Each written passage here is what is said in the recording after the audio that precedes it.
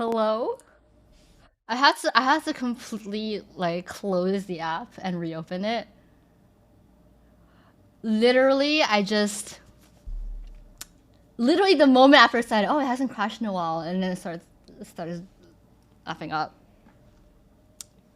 Well, okay, I really need to figure this problem out. Is it my computer or is it my Wi-Fi? Maybe it is my computer. Thus,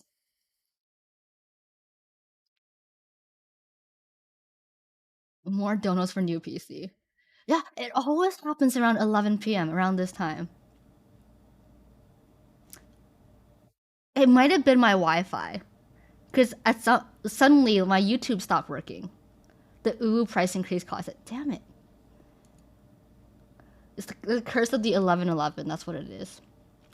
Well, guys, I'm back. Hi. Hope your Christmas went well. Small Minori fell asleep. You try a hardwired to your router instead of Wi-Fi. Yeah, I should get an Ethernet cable, shouldn't I? See, I thought that shutting down my computer would have helped fix it. And it kind of did for a while until the 11:30 curse, the 11 p.m. curse. Her hat keeps falling. It keeps falling because there's nothing to keep it on.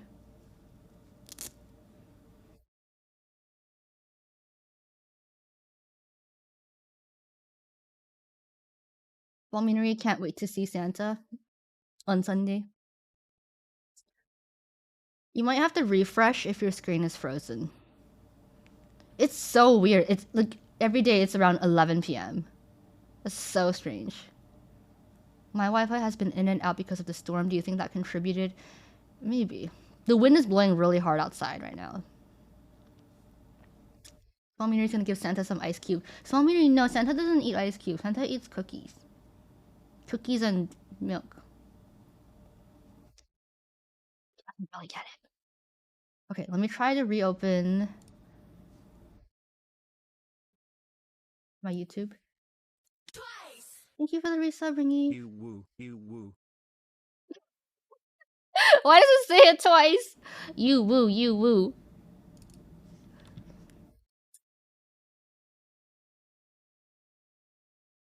Should I play this?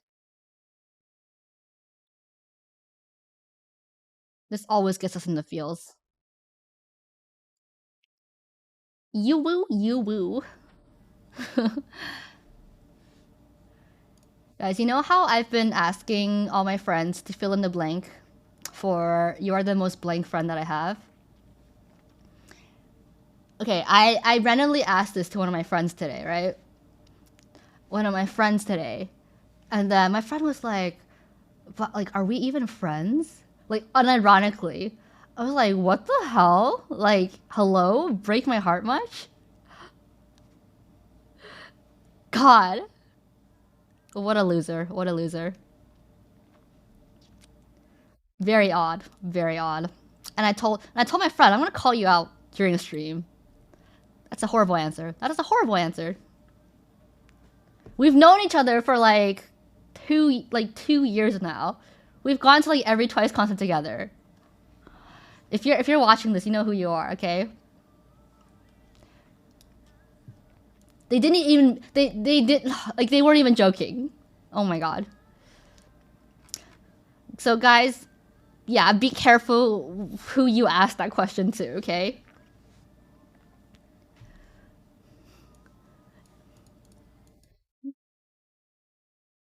But their answer was intriguing. I'm the most intriguing person they know.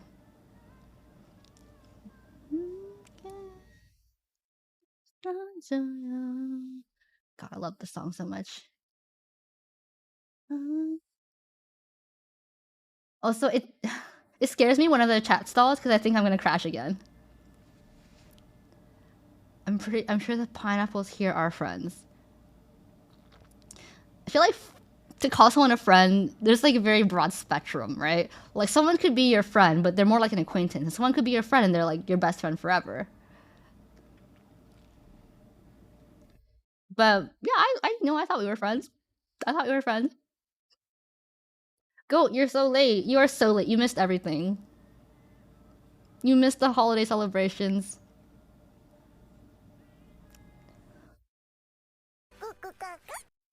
Thank you for the prime sub, Triumph Vortex.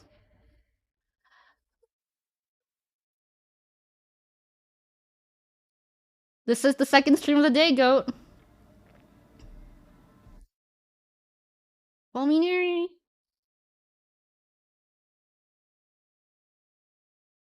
I literally, guys, I love small minery so much that I literally have an evacuation plan for if my apartment catches on fire.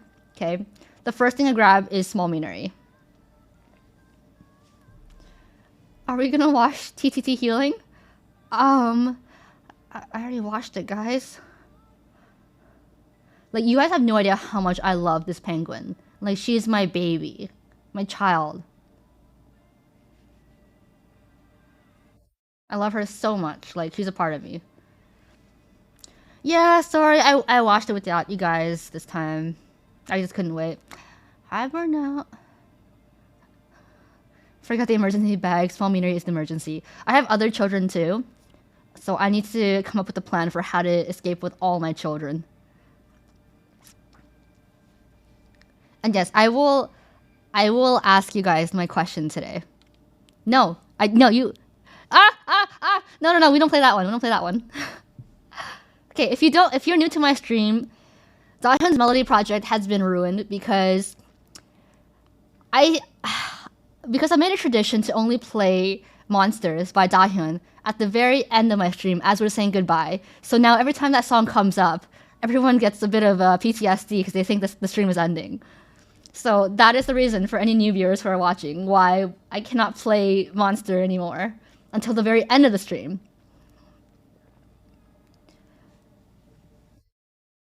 Dahyun try to come in and end it again. You think I'm so cruel?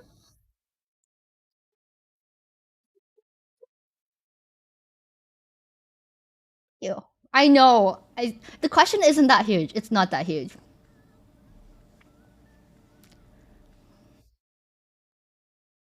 One of Twice's best B-sides.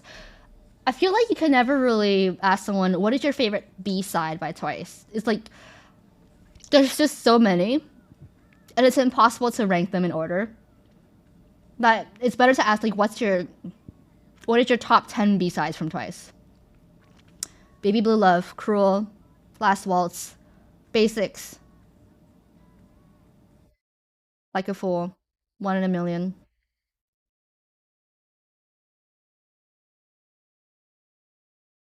What else? Icon, Love Foolish, Oxygen, Shadow. That's already like more than 10 right there. I'm not the biggest fan of Up No More though. Maybe just because of how many times I've seen them perform it on music shows. I don't know. It's also much. It's a very happy song, uplifting song in my opinion, and I don't really do uplifting songs. Turtle's a fan favorite, but yeah, for me, Japanese Twice, it's like a completely different. It's almost like a different group for me. I barely keep up with Twice's Japanese discography.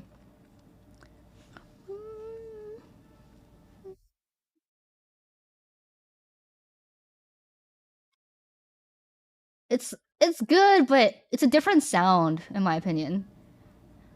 There are some Twice Japanese B-sides that I love, like Wishing. Wishing is amazing. But even so, Wishing is like a kind of different style from the usual kind of songs I like by Twice. Hi Swordfish. Yeah, it's Twice, and Twice also did Alcohol Free and More. And you know how I feel about those songs. Shampoo song slaps.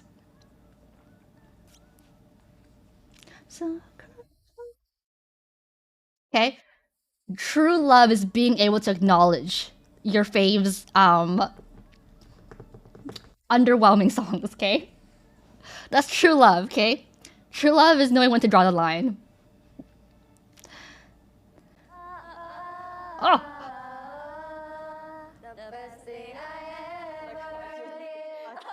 Whoa, Clarny-chan! Sheesh!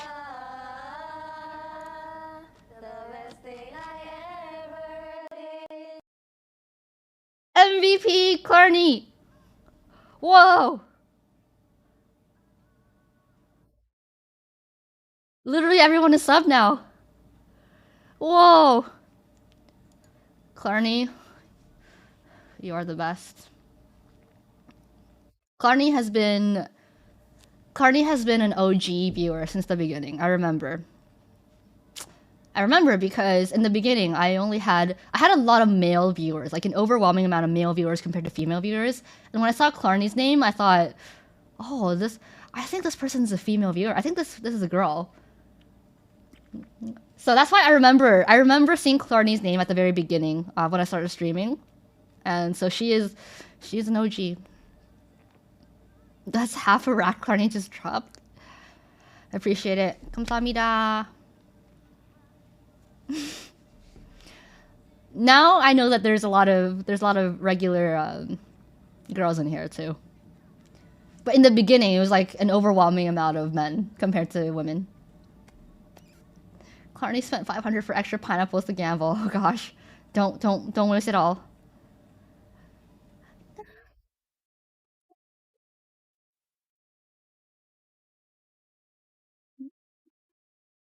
Happy holidays, everybody. I hope you got a gift sub from Clarny.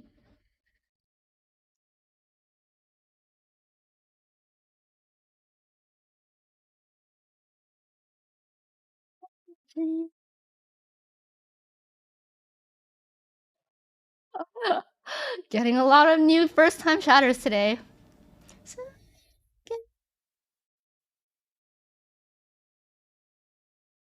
Like, this song is nice, but it's too uplifting for me, you know? A song has to be just a little bit melancholy. Just a little bit. But not too much. Alright, guys. Soon I will tell you what my second question of the day was on Monday, okay? Yeah, sad lyrics and fun sound, exactly. Bittersweet is a great Japanese B-side. No, I don't want like super depressing songs. Like Nayeon's cover of Falling, love it, but super depressing. No, it never got asked on Wednesday. But let me tell you guys a secret, okay? Let me tell you guys a secret. I was not in a great mood when in the hour before I started stream. Like by the time I came on stream, I was a little bit better, but like just before stream, I was not in a great mood. It was not a good mood. You hide it really well. Thanks. Been doing it all my life. Not in a great mood. The things, guys, I'm that type of person where if I'm usually the shoulder for other people to lean on. I'm usually like the calm and reasonable one.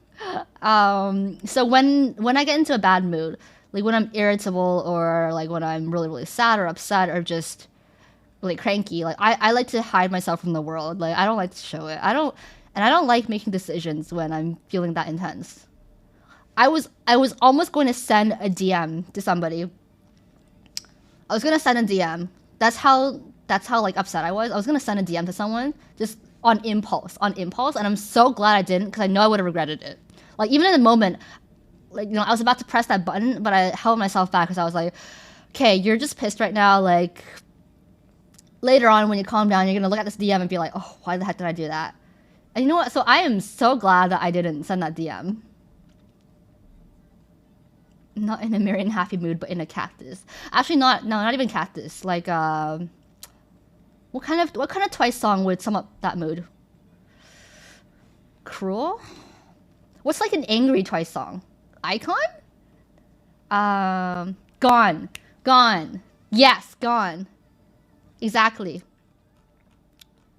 Get loud. No, I think Gone. Don't Call Me Again. Shit, that's a good one too. That's a good one.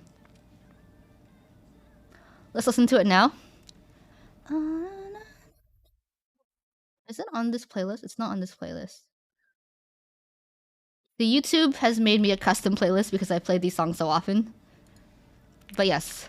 Basically, my mood was like gone. Okay, guys? Hold on.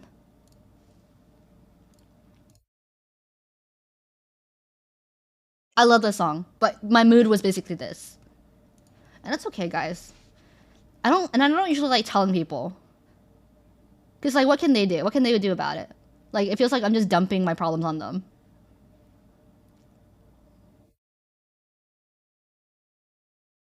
Be there with me? Okay, goat. I'll dump my anger on you next time. No, guys. My mood is already better. My mood is already better. I'm only telling you this now because my mood is better. I don't like asking people to cheer me up. I don't like. I just. Ooh. The concept of leaning on someone else. Ooh. Dump your problems on me. I like being a vent sponge. Noted. Noted, Jordan.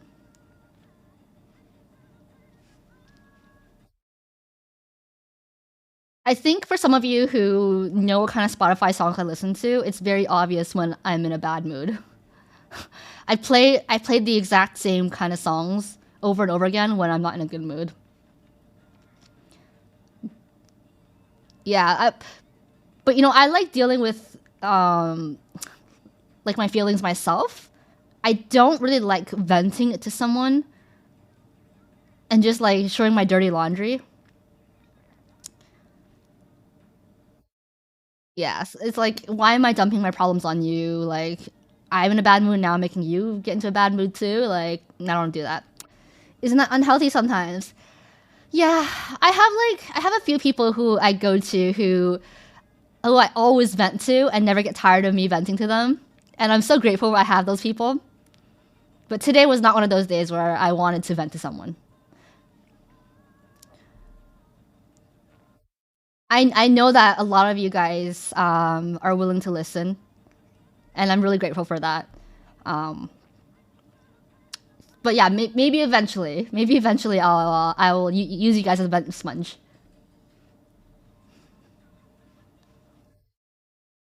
Oh, this song's so good.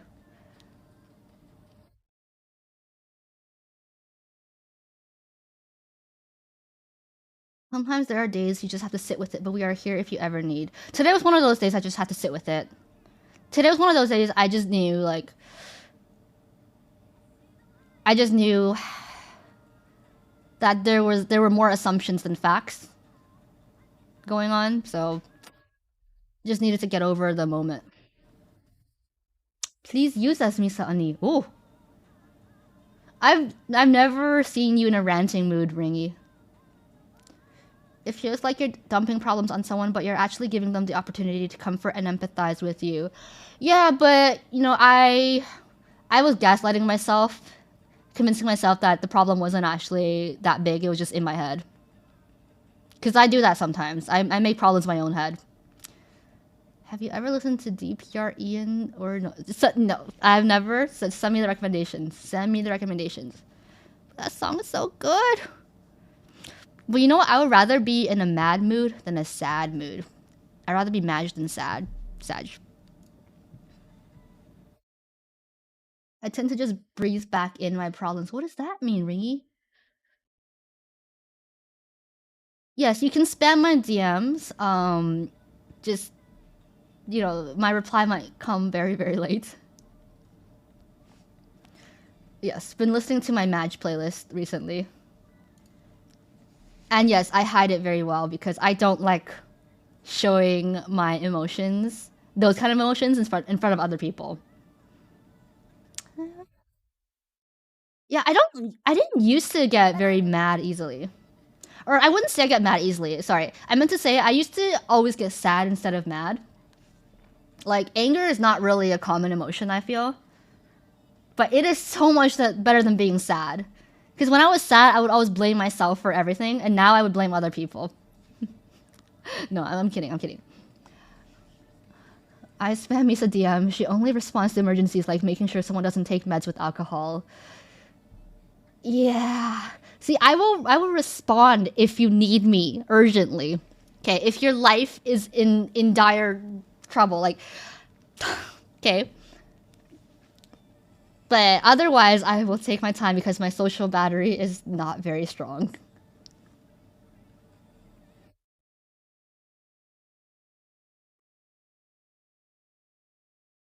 But you know what? It's better to hold in the anger and, deal with it yourself and have some space to yourself than blowing up on everyone else. Okay, I prefer that.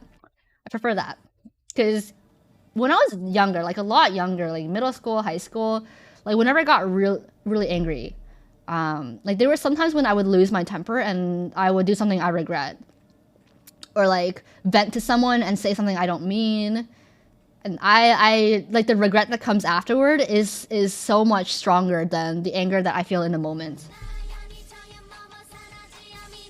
Alright, my sir, have to get going now. Hope you have a wonderful Christmas this weekend with your family and loved ones. I'll talk to you later again soon. Smiley Bye, Jonathan. Face. Have a Alright, good my weekend. sir, have to get going now. Why is it Hope you have a repeating? wonderful Christmas this weekend with your family and loved ones. I'll talk to you later again soon. Thank you for Smiley the face, donation. Sparkling heart. Sparkling hot. Yes, I hope you have a very, very good Christmas weekend. Yeah, see, Jordan, I respond when you have a problem that you need urgent help with, okay? But when it comes to small talk, guys, I have casual small talk with like 20 different people at the same time, like on any given day, and it's just I can't do it. I can't do it. I tried to vent to Ron the other night. He didn't let me. Oh yeah, Ron was venting about you to me.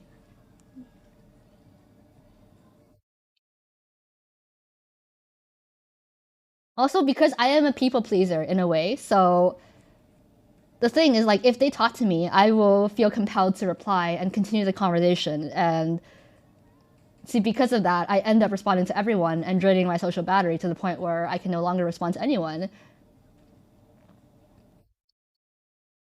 Okay, not 20 people. That's an exaggeration. But in my head, it feels like 20 people, even if it's only like two people.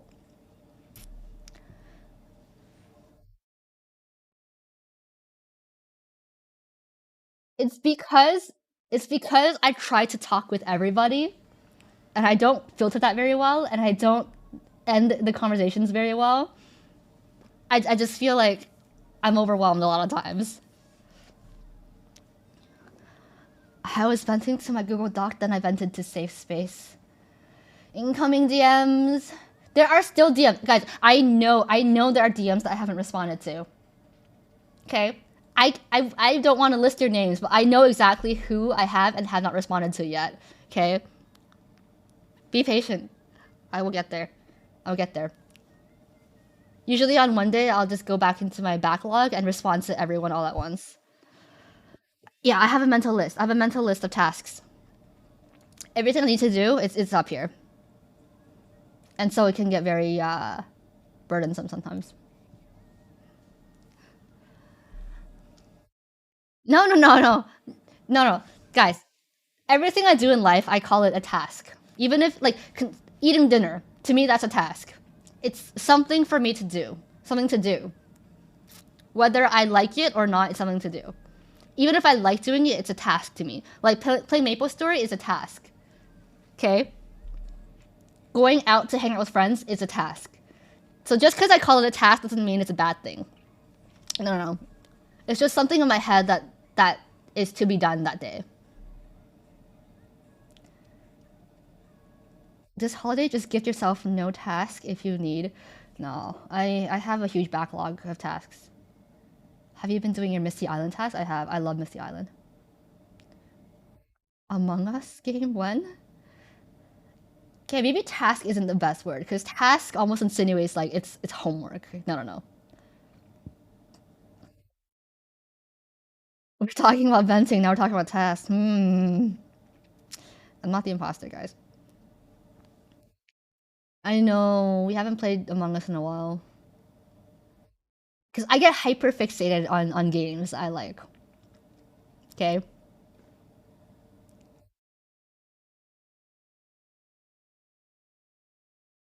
And also, guys, ever since I started streaming, I feel like I've gotten better at just talking to thin air or like talking to myself. Even when no one's talking, I feel like I can talk to myself better now than before.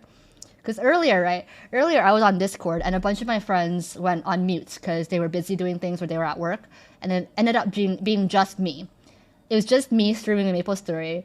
And then one of my friends was replying to me on Discord chat while I was in the voice call talking to myself, basically. And I realized, like after I started streaming, I got really good at just like talking even when there's no one to talk to. So it's really interesting, guys. It's really interesting.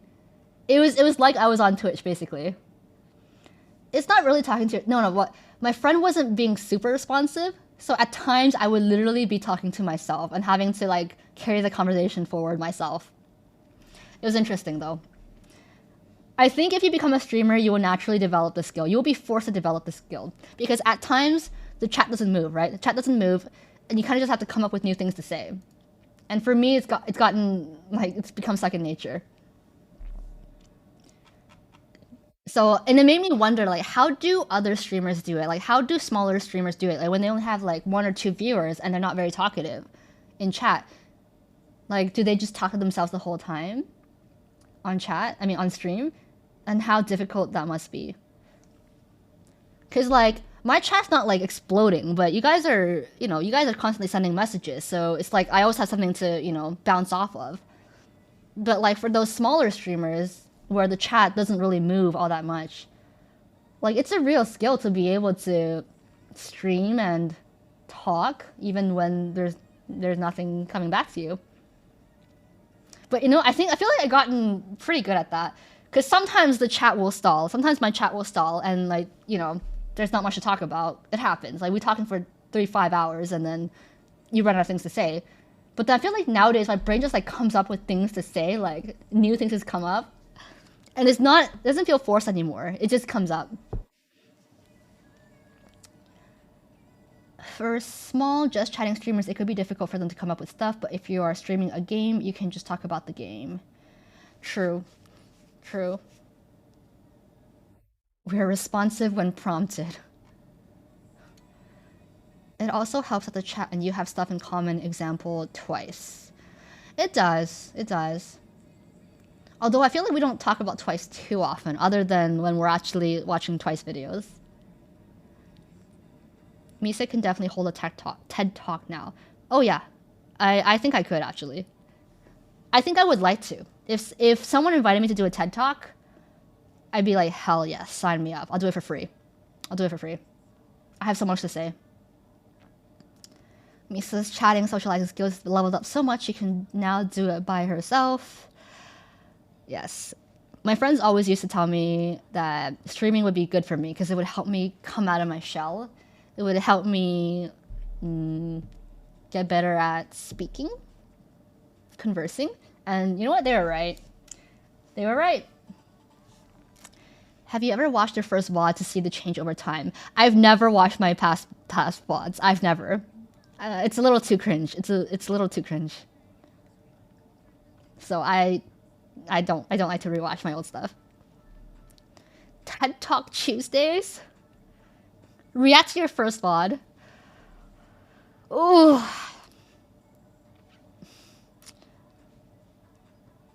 I remember when Misa was like, what will I talk about when it came to TED Talk? I'm so proud. Yeah, guys, I grew up in front of your eyes. Literally. First VOD reaction? Ugh. Hello, this is Brian. Just wanted to remind you all that Misa is streaming right now. Glad to see you all here. Huh? React to every single time you had to go ooh e-girl mode. Okay, I would say that for a reaction stream where I react to all the cringy things that I'm avoiding. VOD reaction for 1 year anniversary? That sounds fun. You're proud parents. I've seen clips from one of my first streams and I was very different. I was more reserved. I looked at myself more. I was monitoring myself more in the camera. And I remember it was a very shy vibe. Bye, Ian. Can do a 2022 recap of your streams and then do a ranking. You're more unhinged now. Yeah, I'm a little more unhinged. I'm less afraid to just be myself. In the beginning, I was trying a little bit harder to be what I thought a streamer should be. But now I'm definitely just more myself. Like I'll make expressions and faces that look ugly, and I don't care.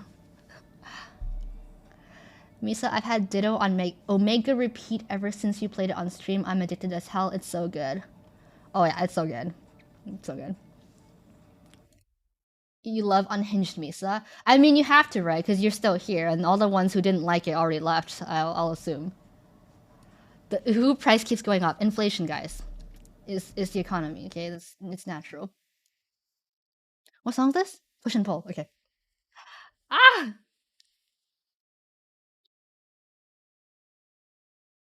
Yeah, so I will be busy this weekend, unfortunately. So I won't be able to stream on Christmas Eve or Christmas Day. So that's why I'm trying to make today very Christmassy. What was the best stream you did this year? One of the many streams. No, I know. The life story stream, the stream where I told you about Alex. That was probably my favorite stream of the year. that was a really fun one, and I know you guys had fun.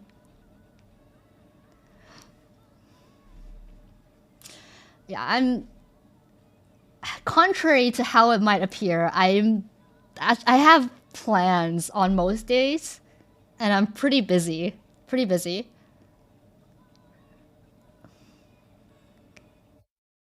Yeah, that life story stream was long, was it? Yeah. Yes, with you guys, of course.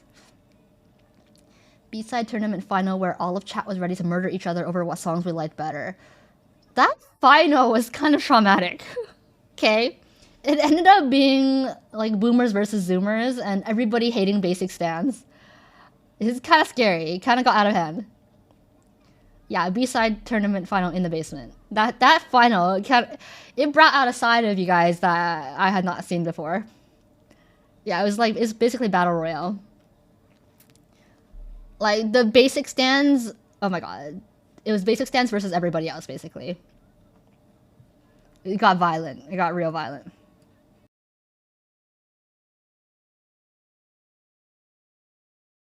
But now we love basics. Basics versus Up No More and Baby Blue Love. Oh, should have known that bloodshed was coming.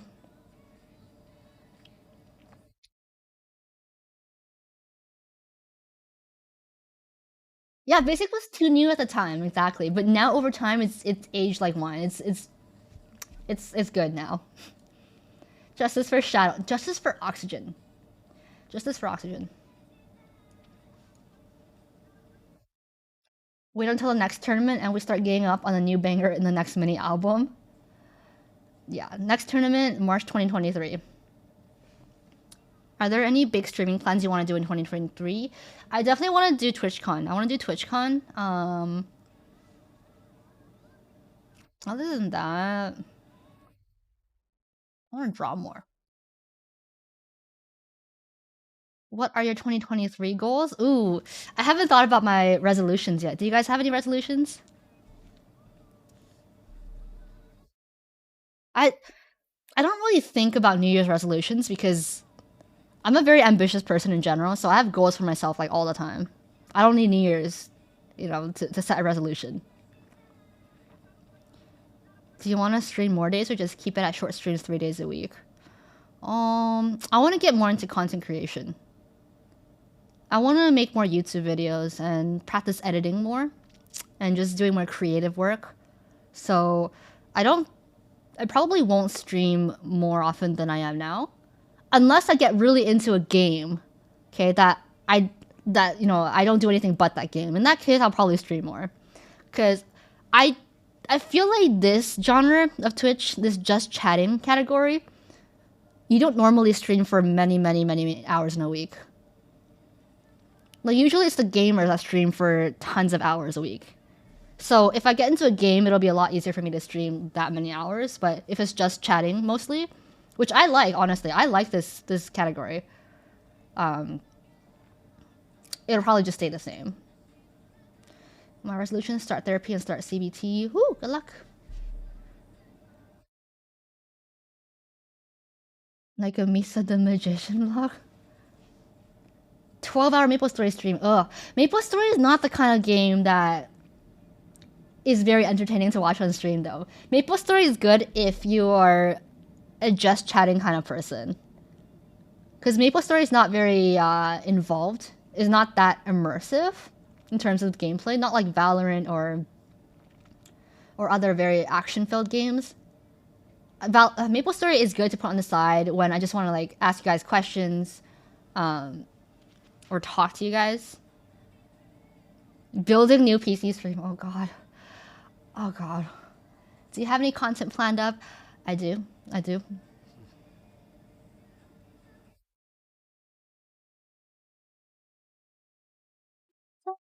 Hoping for a cooking stream next year. Misa playing a narrative storytelling game would be fun. Yes. Yes. Also, as much as I might look like I have my life together, I don't. So I'm still figuring out a lot of things outside of stream. And there's a lot of clutter in my mind dedicated to those things. So yeah, my focus is a little bit divided right now, but once I figure out those things, probably there'll be more content coming your way. Maple Story is one of those games that you play and put in the corner of your screen while you react to videos or something. Exactly. Hi, can I ask you a question? If you watch any TV shows, do you think there's a price to pay for revenge? Huh? Well, that came out of nowhere. Do you think there's a price to... Wait, how does this relate?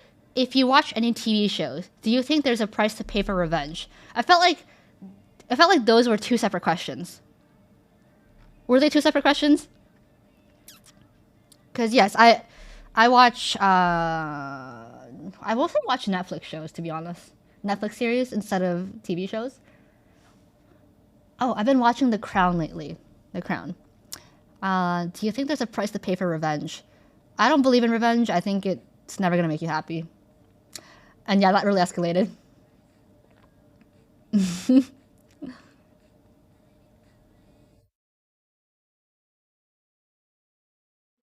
Oh yes, I like Chernobyl too.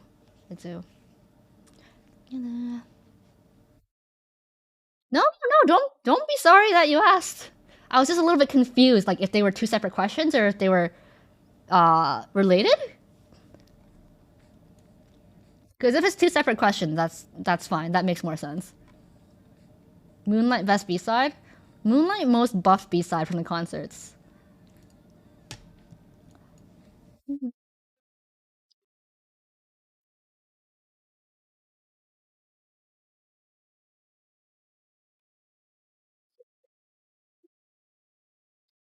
What is best Twice full album? Eyes Wide Open. No! Formula of Love. Formula of Love. This album. Honestly though, every Twice full album gets better. Gets better and better than the last.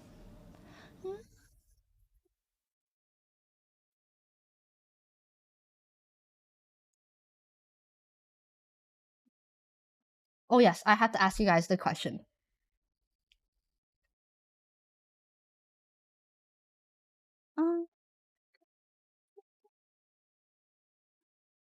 I want a slow ballad version of Moonlight I could use for a wedding first dance. Ooh. No, it's not the right time, guys. It's not the right time to pop the question.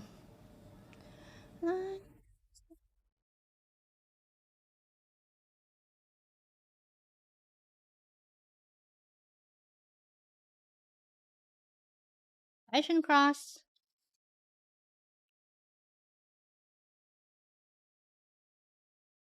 No, number 2 was not the B-side question. No, there is a question, guys. Yes, we're still waiting for number 2.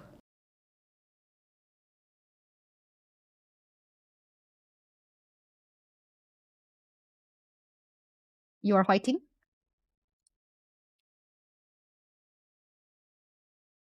I'm so scared to open Maple Story anymore. So maybe I won't. Maybe I won't. Until I get a new PC.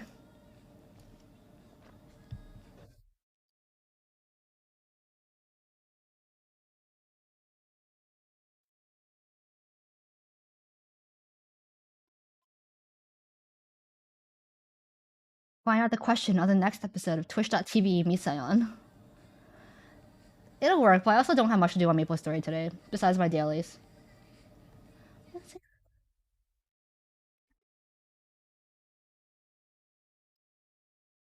Will you?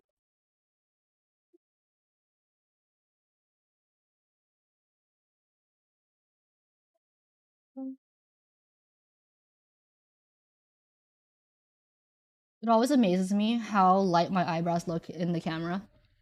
Because it's not actually this light in real life. I have eyebrows. They're there. They're very dark in real life. Anya, I'm just stalling, honestly. Even if you don't have your life together, we're grateful to be a part of your journey towards your end goal. I still find you admirable, and you are still my role model. Uwu? You woo?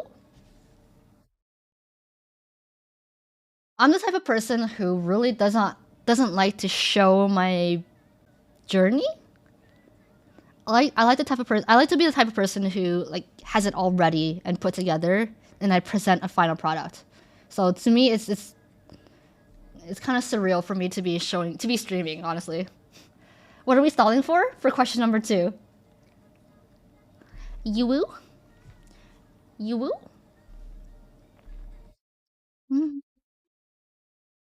I have a question. Do you think that there are some people who can be 100% bad or good people, or do you think everyone sits on a spectrum? I think everyone sits on a spectrum. I don't ever believe in complete black and white. I think it's always gray, no matter what. No, I don't stream to stall from something IRL. I don't. No, streaming is a dedicated task.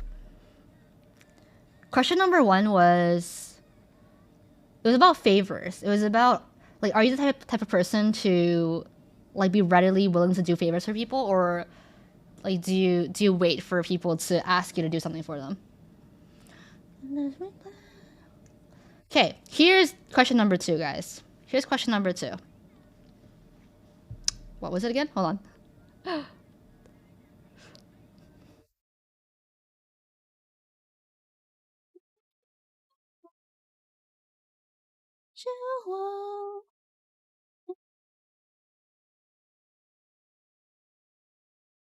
Ready for it? Question number 2.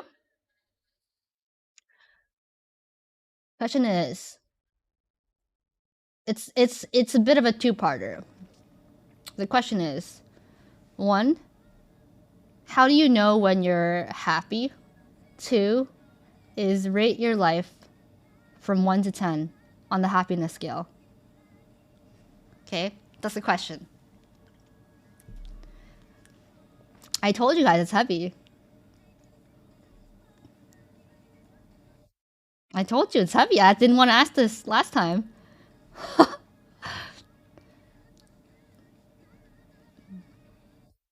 We're about to get some essays. No, don't write essays. Just simple answers.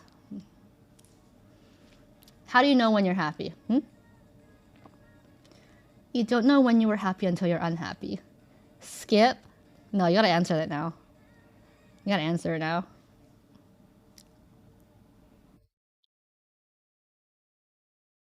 I don't know. I ask myself that all the time. Honestly, for me, what I consider to be a happy day, a good day, is if nothing bad happens. I know my bar is in hell, but that's how I rate it. If nothing bad happens, it's a good day. Even if nothing good happened, if nothing bad happened, it's a good day. You're happy when you go to bed without any worries. I like that one. When I achieve something I wanted to. 6. Like, objectively, I would rate my life at, or at least this present moment, I would rate it an 8 out of 10? 8 out of 10. Some days it's like rock bottom, like 1 out of 10. But mostly it's 8 out of 10, I would say. Like, objectively. I know I'm happy when I feel calm in the moment. At the moment, I'm at a 4 on how happy I am, but if I look at my life so far, I would say a 7. I'd say the first half of my life was probably like a 3 out of 10. But right now, I would say an 8 out of 10. What is your opinion about AI art? I think it's dangerous technology. I think it takes away from the whole concept of art. Like if something unconscious is producing art, is it really art, or is it just collected data? You're happy when you begin to appreciate what you have. 3 out of 10 could definitely be better. That could definitely be better. But yeah, I agree. You're happy when you begin to appreciate what you have. But at the same time, at any given moment, there is something to appreciate, right? Like if you look hard enough, there's something to appreciate. I don't know when I'm happy. My body has been too conditioned for unhappiness, stress, and anxiety. That's sad. That's so sad. Basically, I've been on survival mode for so long. Oh, me too. So I've often found it's hard to bear happiness and love. I'm much easier at giving than accepting. I feel as if I don't deserve it, or I'll just ruin the happiness I feel I'm given. So at the moment, I will say I can't rank my happiness level on a scale. My scale is broken. That is so sad. That is so sad, goat. But you know what?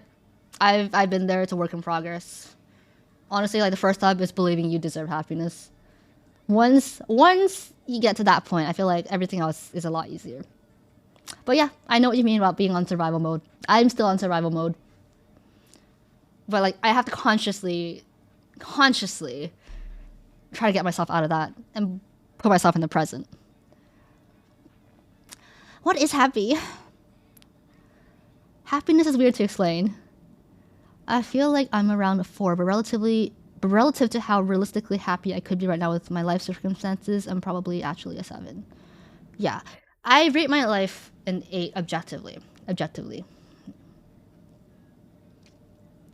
It's like how you asked us before about if we'd rather have the high highs or low lows in life, or an average, decent, but uneventful one. If my life is a 3 out of 10, even a 5 would be a high to me. Ooh, this got deep. Yeah, there's like short-term happiness and long-term happiness. It's the long-term happiness I want. I don't want that short-term dopamine high. I don't want those cheap thrills. I want that long-term happiness. I used to live my life. I used to build my life on cheap thrills and like short-term highs. That was kind of like what K-pop did for me, and it didn't really make me happy. So I want that long-term happiness, that joy, you know. I think I'm happy when I'm not worrying about anything in this moment. I think I would rate my life like a 6, but overall like a 3 or 4. These are low numbers, guys.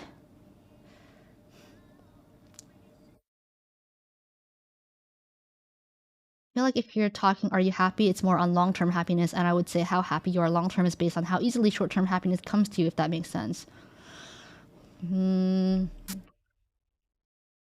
One thing I started doing a lot more often over the last year is practicing gratefulness a lot more. Like before I go to bed, I just think about everything I'm grateful for, even the small things. Like I'm grateful I get to like snuggle with Mominuri. I'm grateful I get to have a soft, warm bed to sleep in. I'm so grateful that my bed is so comfortable.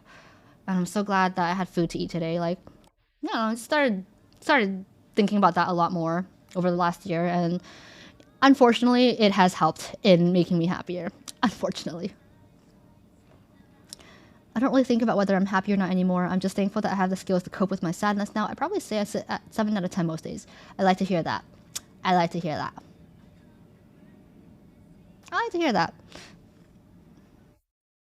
And I hate that all your numbers are so low. The 3 and 4s. It's like, I feel like it's my life mission to make you guys happier. But I don't know how.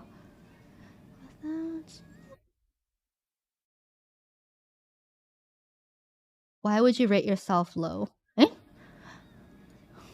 Are you replying to me or the comments? I don't rate myself low. My life is a 8 out of 10. 8 out of 10. But if I were to be really picky, I could definitely bring it down to a 5. Christmas without you. Like at the peak of my fangirling for Twice, at the peak of my onceness, at the peak of my obsession for Twice, like, yeah, they made me happy. They made me so happy on some days. Like it was like one of the happiest periods of my life. But I was also very, very sad. Like my life was not great at that time. Like Twice was my dopamine high, and it was just that. Once the distraction was over, I would go back to reality, and my life would be back to 3 out of 10. So you make me laugh and smile. Also, when you hold small Minori, it's quite special and adorbs. I don't think my life can ever be 11 out of 10. I think everything happens for a reason. I do. I think chasing happiness is like chasing addiction. Life doesn't always have to be great. If you can keep it at good, you're doing well. I agree. I don't think happiness is a goal. It is a byproduct of how you live. Okay. I've done my work and I've done my philosophy readings. Okay. I know what they say. There's a saying that happiness comes from knowing what kind of value you are to society, and that comes from giving and helping others. Apparently, that is like the fundamental basics of how you can be happy. Apparently, at least one philosopher said that. And you know what? Now that I think about it, like all the times that I just donated, given, and helped others without asking for anything in return, like I did feel happy in those moments. So this is a very, very deep topic, obviously. But that's why I wanted to ask everyone, like, how do you know you're happy? Ringy, take some Tylenol. Take some Tylenol, take some Advil, drink some water. Take your zinc, take your vitamin C. Okay? I don't want to leave y'all. Must stick with pineapples. Did you get much sleep yesterday? I'm grateful I have really great friends and a roof over my head and food to eat. I'm also grateful for meeting all of you guys. There is a lot of things I'm grateful for, which is why in those moments when I get into a really bad mood, like when I'm upset, mad, or sad over something, I really don't want to show anyone that that's how I feel, because like I think there's so much to be grateful for, and I'm just being a crybaby by going into a bad mood randomly. It's like there's so many things I should be happy for and grateful for, so why am I in a bad mood, you know? And I feel guilty for that. Oh, but I am a crybaby. I am a crybaby. Legit. I cry so easily. Whenever I'm talking about my honest feelings, I cry. Peripatetics. They have the vision of happiness that you mentioned. Ooh, precious baby. You know what? I'm a crybaby, and you know what? I'm proud of it. Not proud of it. I'm not ashamed of it. But I am a crybaby. I am. Doesn't it get tiring to hide it? We are all human, and it's okay to have emotions. We will be here for crybaby Misa and Chad Misa. When it gets too much, I vent and I cry and I tell those around me. But to a certain point, I can hide it. And I can tolerate it until it goes away. I know I'm happy when I'm aware I'm living presently in the moment. I used to be future focused a lot. Oh, yes. Which made me anxious. So I check in with my feelings a lot. I'm happy just to make it back home at the end of the day. Most of the time, honestly, that is a successful day to me. I think I rated my life 7 out of 10. I'm so happy for you, Brie. That's another thing. Back when I was constantly trying to control everything in my life, trying to control how my future looks and how I want it to be, I was so miserable. It's like everything has to go exactly according to plan, right? And I was always trying to project into the future, thinking like, if I do this, if I make this choice, what is my future gonna look like? You know, if I do this instead of this, what's my future gonna look like? I still do it to an extent sometimes, but in the past, oh my god, it was so extreme. Every little decision I made in life, I would be like, okay, if I do this, what's gonna happen? I was playing 10D chess at all times in my head. And you know what? Trying to control everything made my life so miserable. And always thinking about what if. You know, living life in the past and also in the future, but not staying in the present, it made me so depressed. Because the past, the future, you can't control it. You can try your best to control it and all, but in the end, you know, life can throw anything at you. You know, you can have this perfect plan for your life, you know, every step of the way, and at some point life just throws a curveball and it just fucks it all up. So what was the point? What was the point of all that planning? So therefore, I stopped doing that. I try to just live in the present and just enjoy the moment for what it is. Like if there's a really good meal I'm eating, or like really good music video I'm watching, even a really good song I'm listening to, just enjoy it for what it is. You know, don't think about the future, or like, what if I listen to this song right now and not do something else? Whatever. I cry when I feel too much, and sometimes my tear ducts are just broken. You're a compassionate person, that's why. That's why you feel too much. You cry with Naruto? I'm pretty sure I've cried a few times in Naruto too. Too happy? Cry. Too sad? Cry. Too scared or anxious? Cry. Stare at the computer for too long? Cry.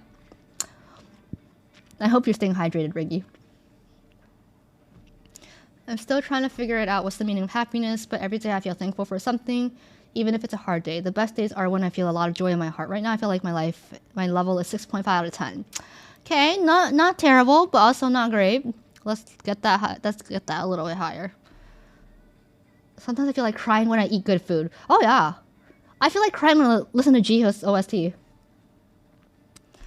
I don't think about the future a lot, since I believe everything happens for a reason, so I'm happy with anything, and twice just makes me feel happy. I got twice as friends equals 9 out of 10 rating.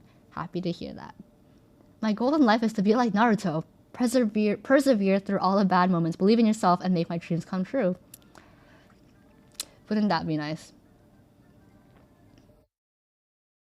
Yeah, I also think that everything happens for a reason, and I can't wait to see like what the script of my life is gonna reveal to me. I fully believe that my life is already written. Okay? And I'm basically just watching a movie and watching things unfold, and I can't wait to see what happens next. I never cry. I need to work on that because I just ignore all my bad emotions. Oh man. All the people in my life I know who just ignore their emotions and push their problems away, they 100% of the time end up unhappy. Yeah.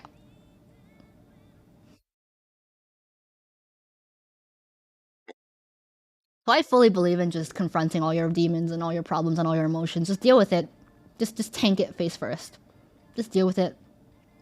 Just deal with it like in the moment. Don't push it off, and don't project it onto other people, and don't like try to hide everything in a closet.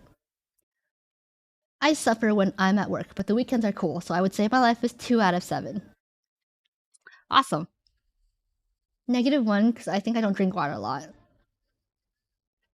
Beautifully said. What did I say? I already forgot.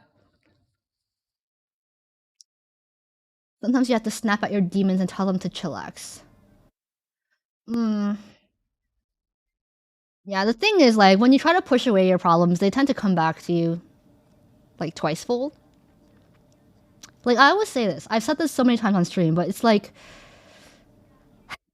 if you tell yourself not to think about something, you're gonna think about that thing. If you keep saying, if a thought keeps coming to your head and you're like, oh, no, this is a bad thought, I shouldn't think about it, push it away, let's not think about it. It's just gonna keep coming back, honestly. It's the thoughts that you just passively let float into your brain. It's the thoughts that you face, they won't come again.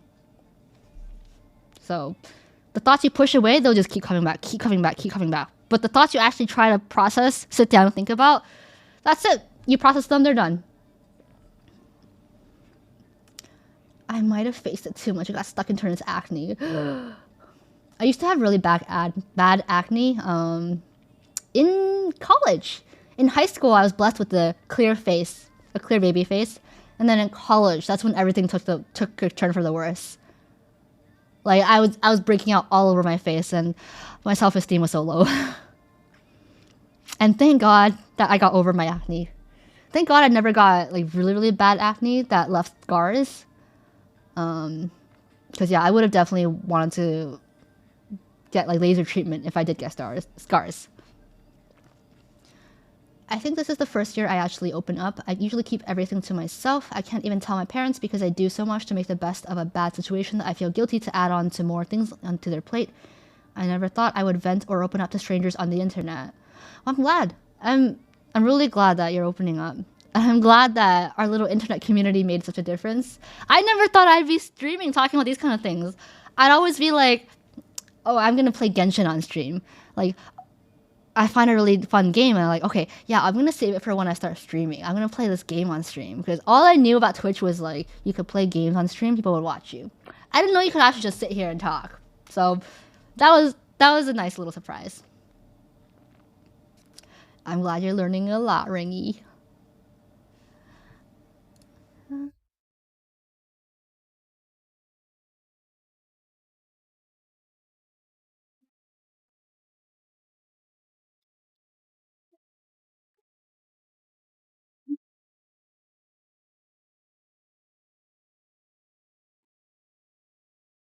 But yeah, if I'm going through something and I think that it's reasonable to tell somebody about this, like it's a reasonable problem that I'm having, I'll usually tell someone. But if like I think, oh, this is just my mind making it into a problem, my mind making it into a big deal, it's not really a problem, and I'll get over it. I'll keep it to myself, give myself the space to like just process the feeling and just sit with it.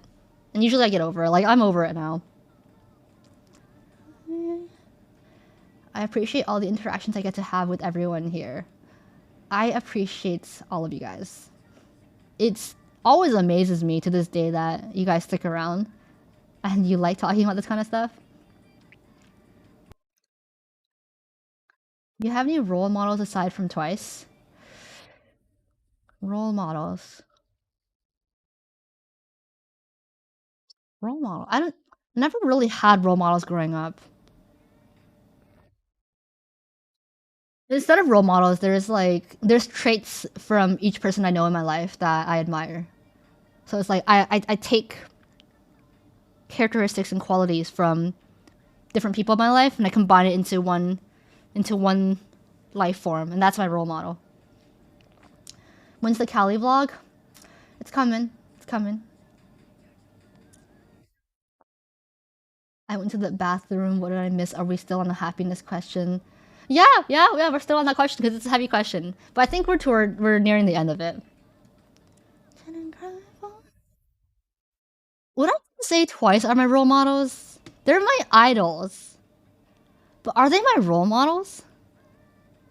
I don't know about that. I don't know about that.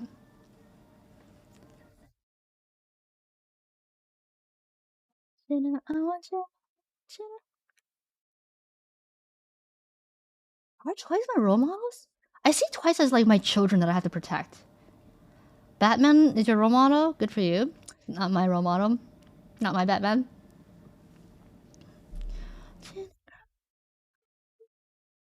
Yeah, I don't think I see Twice as role models.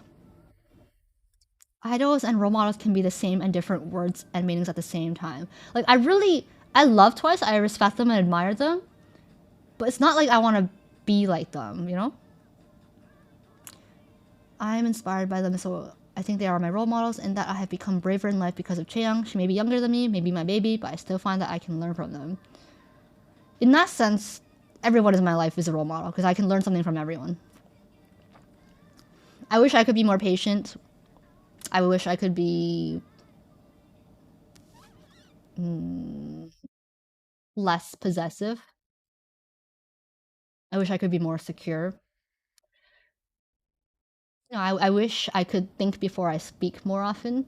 I wish I could speak slower in general. What else? I wish I could be more consistent, disciplined. I wish I could be more extroverted.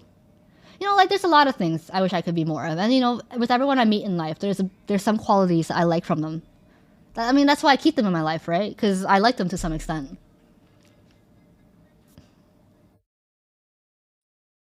Same, but I have those ADHD struggles, so that won't happen.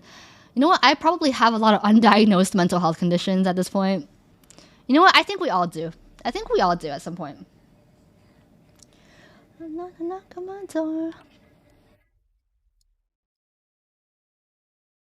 There's something I want to talk to you guys about, but I'm not sure how to segue into the topic. I'm just like kind of been looking for an opening.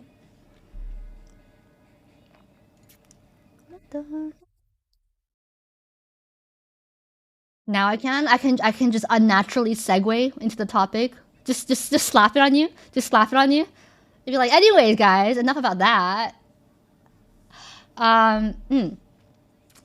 Let me think. Let me think about how to say it. Best song, by the way. Best girl. Yeah. So on a completely unrelated note, on Maple Story today, I'm kidding.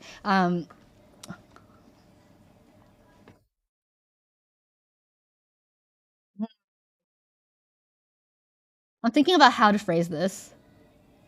No. Wrong segue, Brian. How many horny mushrooms did you kill on Maple Story today? 0. Throw it like your unplanned ooze? Okay, okay, this is something that should be universally disrespectful, but I feel like some people handle it a lot better than others. It's when you feel like you're nothing but an option to someone. Okay? Do you guys ever feel like that? Like when you suddenly feel like an option to someone instead of a priority or like something more important. Oh, I'm describing your exes. Yeah, I fucking hate it.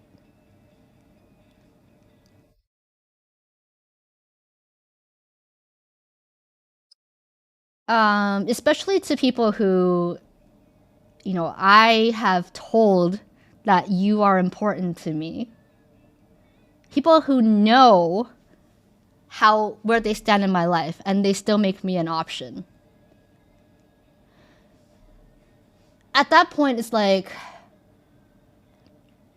it's not even really their fault. It's not their fault anymore. It's my fault for putting up with that.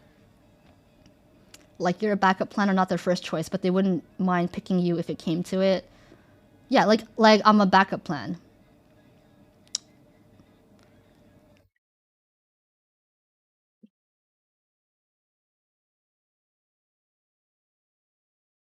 I know, Goat. I can't trust my instincts sometimes because I'm like, am I feeling like an option because I am an option, or am I feeling like an option because I am projecting? Yeah, I have that problem too sometimes. It's hard. Does that happen aside from romantic relationships? All the time. All the time. With any kind of relationship. Could be platonic, could be like family, could be any kind of relationship, really. Like us with Misa when DMing. No. It's like, it's fine if the feelings reciprocated, if we're like acquaintances. You're an option to me, I'm an option to you. Like, we've established this is a mutual optionship, I guess. But it's different when it's like one-sided. When it's one-sided. And it's especially not fair when I've made it clear I do not want to be an option to you. I don't want to be your option. Like, I want to be your priority. Like, if I've already made that clear and you still make me an option, at that point, like, first of all, I'm not gonna go and be angry at you. You're just not gonna be a priority to me anymore. Because why would it be a one-sided optionship in that case?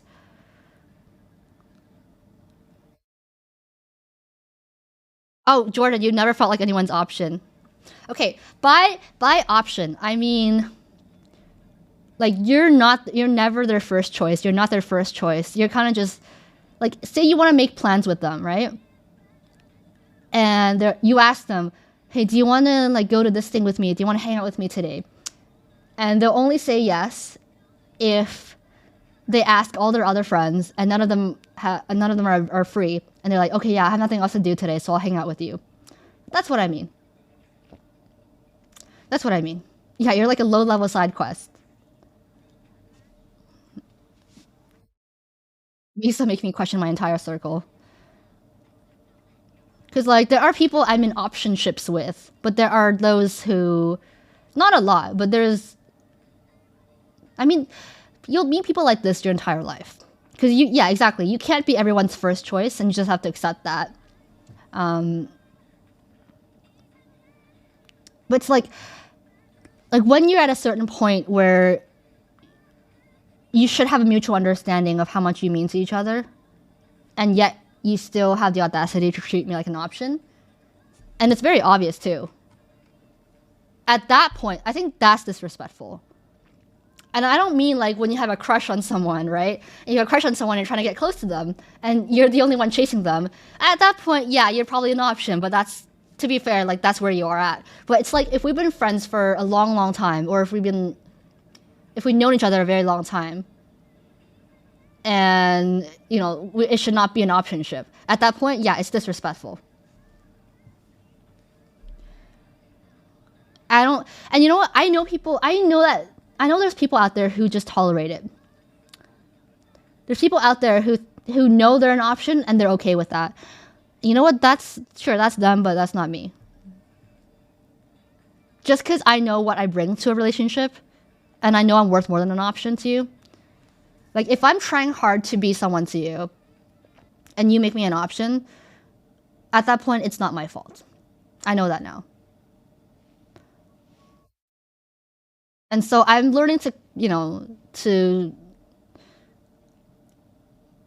reevaluate my relationship with people and prioritize the ones who prioritize me back. Because I only have so much time and effort to give. I hang out with myself, so if someone asks me, I just ask myself what my answer would be. I'm not sure right now, but I'll let you know. What the?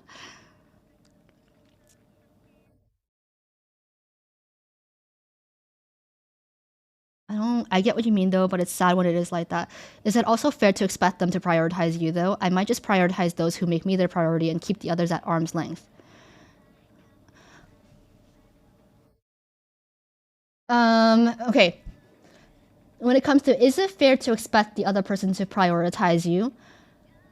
I think to get to that point where you mutually know how important you are to the other person, where it's a mutually agreed upon relationship, right? At that takes work to get there, right? It's not just overnight. Like, how did you come to prioritize this person? And why would you expect them to do the same to you? Like, there has to be substance to back it up, right? It's not just like, oh, I like you a lot. I prioritize you. You better prioritize me too. Like, right? There's steps to get there, right? And if there's some kind of miscommunication along the way, or if there was an agreed upon understanding and now that understanding is being taken back, that's what I consider disrespectful.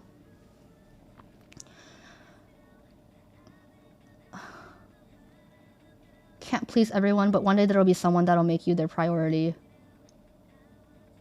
I think that's a healthy approach, but it's also something that remains fluid. You can be a priority for them for a while, and then life changes.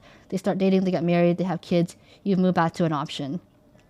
Yeah, and I think at that point, there should be some kind of communication about that. Or rather, yeah, it's fluid. It's fluid. Like, obviously, if someone gives birth, they have a kid, you're not going to be their priority for a long time. That's fine. So it's a lot of these things are contextual, right? A lot of these things are fluid and contextual. So it's not black and white, like, oh, like, I prioritize you, you didn't prioritize me, okay, like, fuck off. Disrespectful. It's situational, it's contextual, and it really depends on you and the other person. But I think there should be some level of reciprocity and communication. If you are at the point in a relationship where you are prioritizing that someone, then that someone's important to you, right? Like, how do they get there? How long have you known each other? Like, why are they important to you? It's rare for me to prioritize someone when I don't see a hint of reciprocity. It's very rare for me to just put someone as my priority when there wasn't any reciprocation in the beginning. When the time and love energy was only there for me when options were ahead of me weren't around. It makes me wonder what's holding them back from making you a priority compared to someone else after you already made it clear that you want to be a priority. I mean, I have some ideas, but at the end of the day, if there's no communication, it's not my problem. Is this what the 20s and 30s are like? Basically.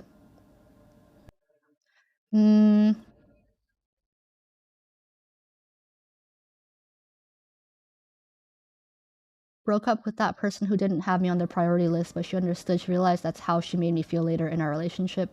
It was going on for years, so I had to let go for my own. And good for you. It's the letting go part that I'm struggling with. It's when you realize you're an option. When you realize you've been an option to them for quite some time, okay? And now you're just chasing for them to prioritize you. At that point, it's time to let go. It's time to let go.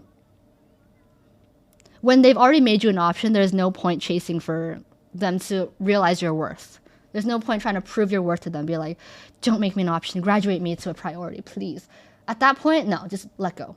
It's time to let go. I figured that the only reason I was kept around as an option was that they didn't really like me or anything that much, but they loved how attentive I was and made them feel, and that I would keep doing it even if my energy and effort was nowhere near matched. At the end of the day, give the energy that you receive.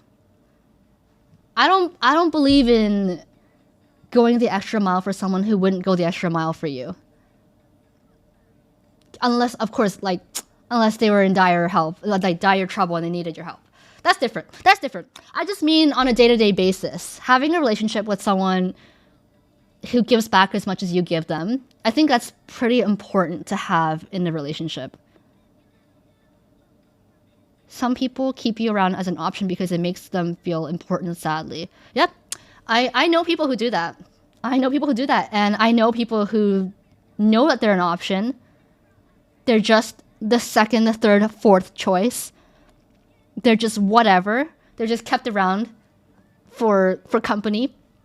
And they're totally okay with that. And you know what? You know, that's fine. If they're okay with it, like, that's fine. They can keep doing that. But personally, I would not be okay with it. You know? What a toxic relationship that is.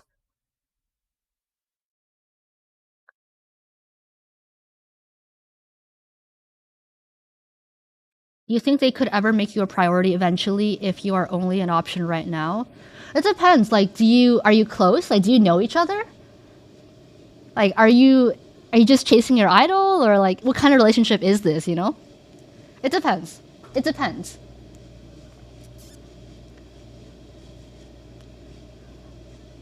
How's everyone doing today? Hi, Blindfold Hero. We're doing good. How are you? Talking about some heavy stuff. And it's like, in those situations, I wouldn't even fault the other person. I just don't like that feeling of being like a bench warmer, like a third option to someone when I'm putting a lot of effort into them. So in those cases, like, it's not their fault. It's not their fault if they don't see you as a priority, because yeah, it's not fair to expect that from everybody. You can't be their first choice. But I'm just saying, at that point, I think it's important to recognize when it's time to take a step back, you know, and put your efforts elsewhere. That's what I'm saying. Yeah, like, I don't like being treated as a pit stop or a bench warmer, or like, oh hey, I canceled plans with my other friend, so I'm gonna hang out with you now. Thanks, makes me feel like shit. Like, oh, hi everyone. Hi, Sunset. Tipsy after a day of skiing and hot pot. Ooh, that sounds like fun. But it feels really good when you found a person finally that reciprocates the same feelings that you give. Oh yeah. Yeah. And I'm trying to be, because, you know, I told you guys before, right? I grew up really lonely, not having anyone to connect to. And so when I grew up, after I got older, like, I started letting everyone in, right? Anyone who wanted to be my friend, I'd be like, sure, let's be best friends, right?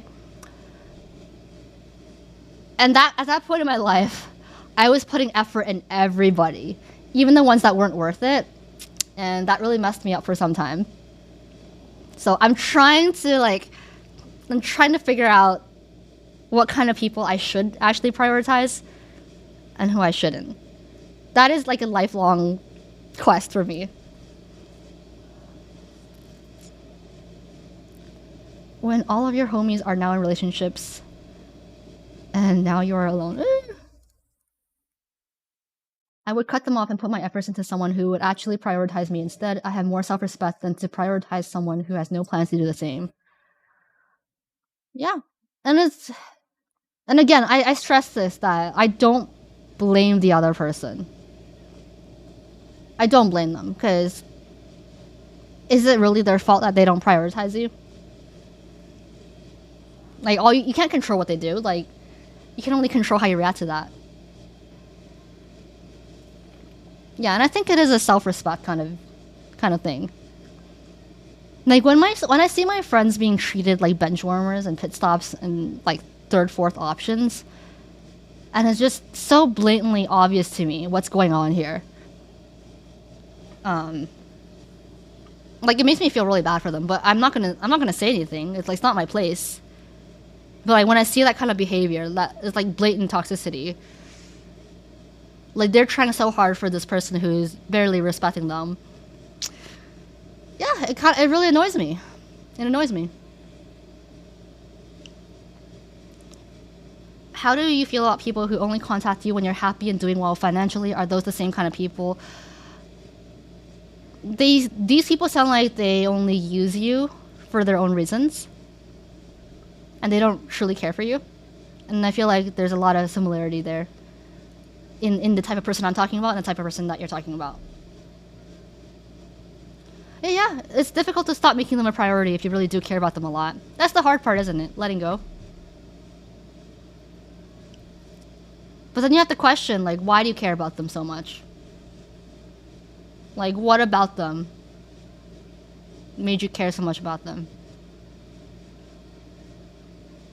Because for me, right, I used to really care about somebody, and then over time, after a lot of thinking, I realized that they weren't who I thought they were. And so the person I care about didn't really exist. And that kind of helped me get over it.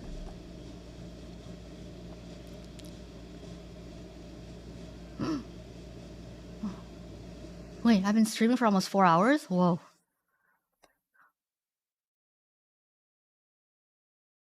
But yeah, I feel like some people out there, like their personalities are just different from mine. And they don't care that they're an option to some people. They don't care that they're prioritized by other people. Like they don't care about that. They vibe and they just chill. They just go with the flow. That's just, yeah. Personally, it's not me. It's not me.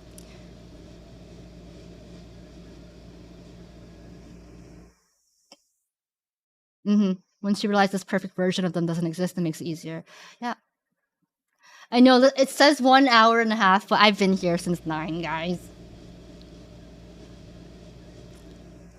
It's nice to always have hope and look for the best in people, but if it goes too far, it will be toxic and delusional and only hurt you.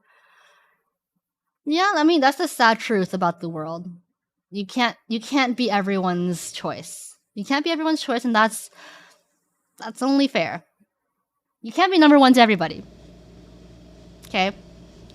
Just like not everyone can be number one to you, right? So you kind of just have to decide where you put your effort into so that you're fair to those who prioritize you and put the effort into you. Because, like, how bad would it be if I had a friend, right? I had a friend who was a genuine friend to me and was genuinely kind, considerate, and just overall a great friend. And meanwhile, I'm spending all my time and energy on someone else who's toxic and doesn't respect me. How would that friend feel? How would that genuinely good friend feel? Right? So, it's only fair to you and those you care about if you prioritize the right people.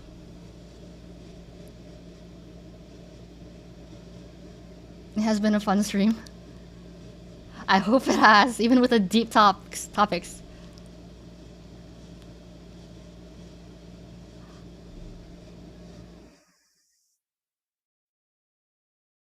You like the deep talks? Oh yes, can I show the penguin sweater? Yes.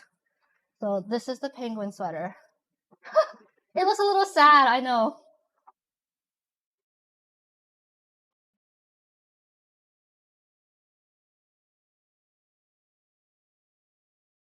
It's got a big forehead, yes. Because it's big brain like me.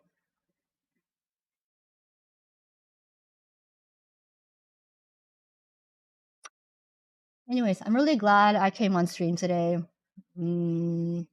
I wanted to come on stream. I needed a distraction from what was happening. And it was good. It was good. Misa streams make you think and re-examine your life. I never think about these things before Misa talks about it. I'm glad it makes you think. I like making you think about things that you never usually think about.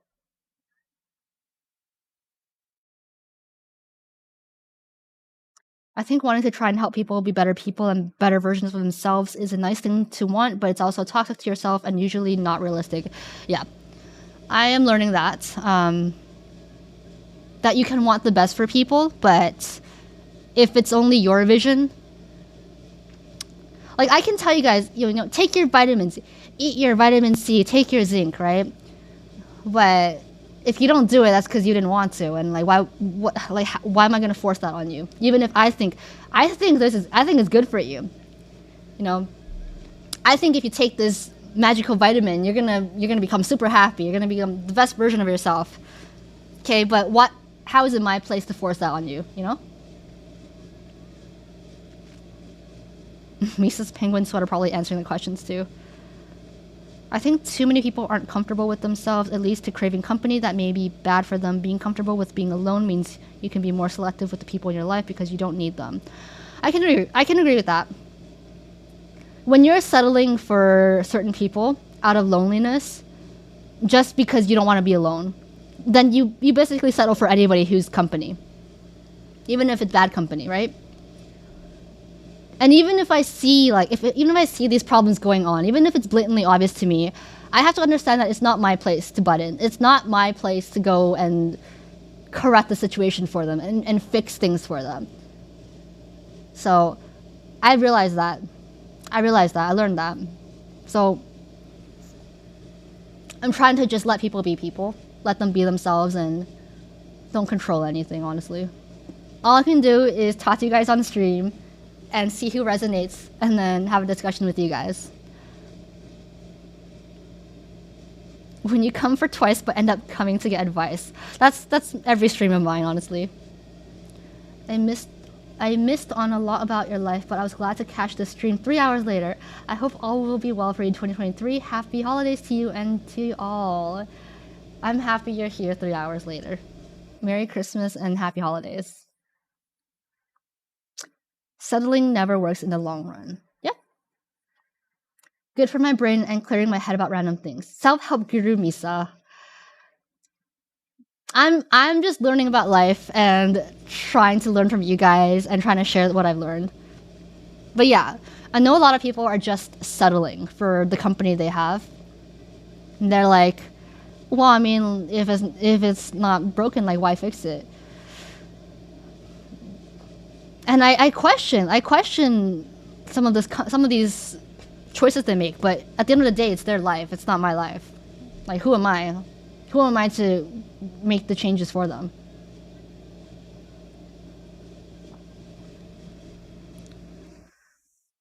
So, do you think you have a picture in your mind of a perfect life? Sort of. Like, I have my dream house planned out.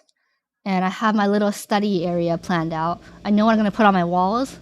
I know what I want to do every day when I wake up. So I have like a loose vision of a perfect life. Streamer house? No.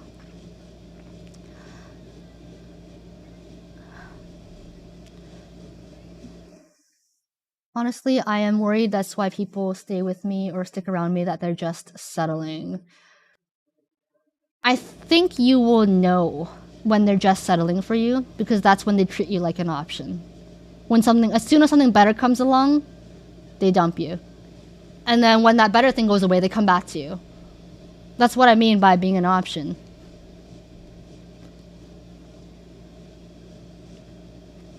Twice Life with advice hosted by Misa. I ignored all the red flags because it felt nice to have someone with similar interests who actually likes me. I didn't realize how much better it could be until my second and current girlfriend. Yeah, I feel like too often we settle for... So like, oh, this person likes me? This person validated me? Okay, I'm gonna hold on to you forever and never let you go. And then you ignore all the red flags. And you become an option to them. So I think it all comes back to the same thing, just knowing what you're worth and not settling for these toxic people. Settling for someone just because they're the only person there, I have many regrets. Been there, done that. And it took that happening for me to realize all of this. So So you know what? It had that person had merit there too, even if they were toxic. See, I knew this would turn into a deep topic. That's why I didn't want to say it on Monday.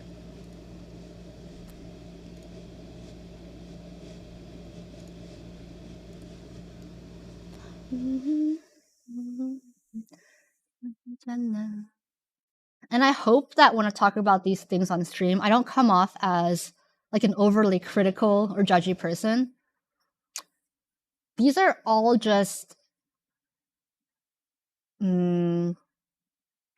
like very personal preferences that I have. And it's not like I will like judge you for being a certain way, because I think everyone has something to teach by being in your life. Or I don't want to come off as like, oh, Misa only likes someone if, you know, they like deep talks like this. Oh, Misa only likes someone if, you know, they match perfectly with her expectations. That's not true. I like meeting all kinds of people, because I like learning things along the way. I like being taught new perspectives. It's just like along the way in life, the kind of I realized that it's important to not spread yourself too thin. And, you know, there are people and things and areas that is better for me to put my time into. And to not, you know, put all my eggs into one basket, as someone used to tell me. You're one of the best people I know. That is a high compliment.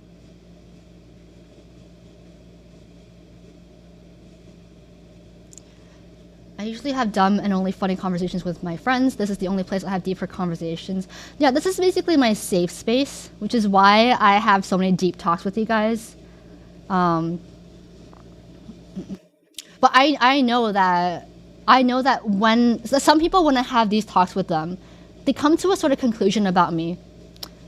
And I don't really like that conclusion. That conclusion is that I put people into boxes and categories. And that's not necessarily, I don't necessarily do that. It's just, there's my inner circle and my outer circle.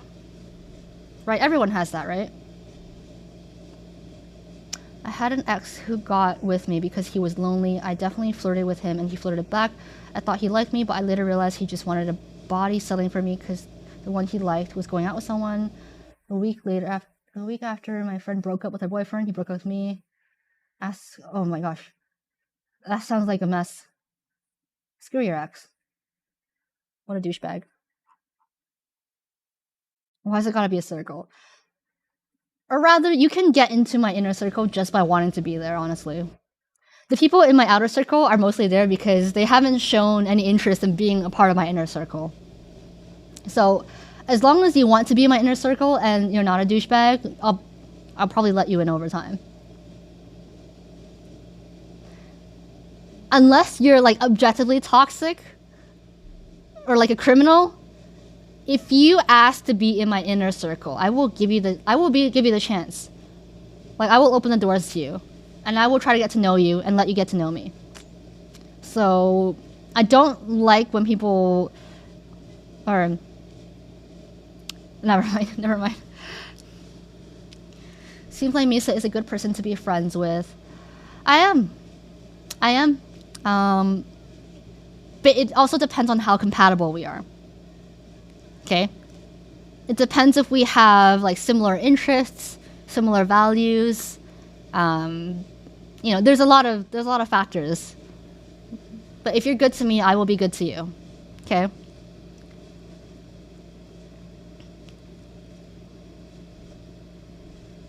Yeah, true. You can't just ask to be in someone's inner circle, but you have to want to at least show effort. You have to show the interest and the intention, right?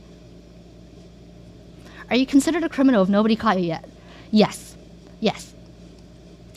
Okay, never mind, guys. I don't mean literally message me and ask, can I join your inner circle? No. It has to happen naturally. Naturally, okay? But I'll know when you want to. It's harder when it's a streamer viewer kind of relationship. It's easier when, we start off as friends. But it's not impossible. Make a form and application. Oh god. Oh no, you can hit send.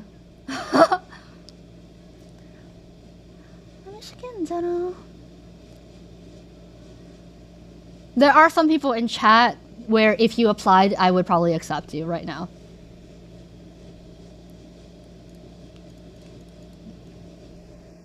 But only because I've seen enough of your personality on stream.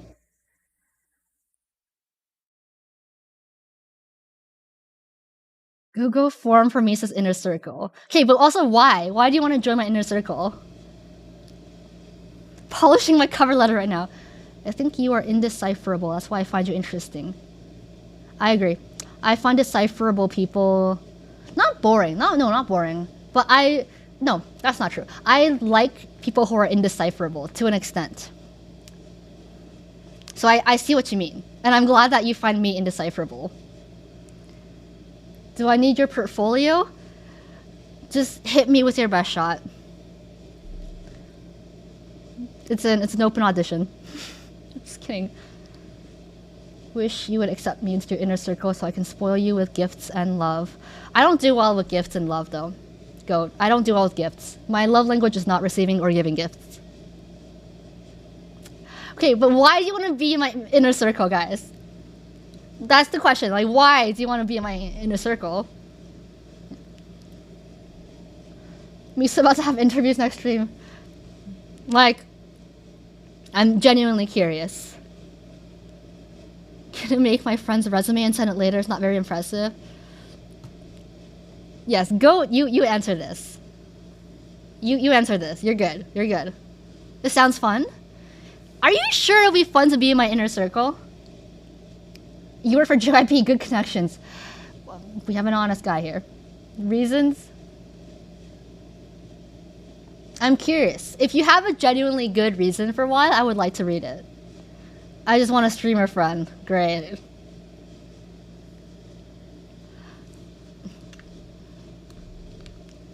You're like a book I can't put down. But also has to be mutual, guys. If you're in my inner circle, I'm in your inner circle. Right? Remember, I don't like being an option. I don't like being an option. I can ask people if they know who I am. I need to get with Ron or Kumi, that's why. Yeah, Brett, you kind of force yourself into my inner circle.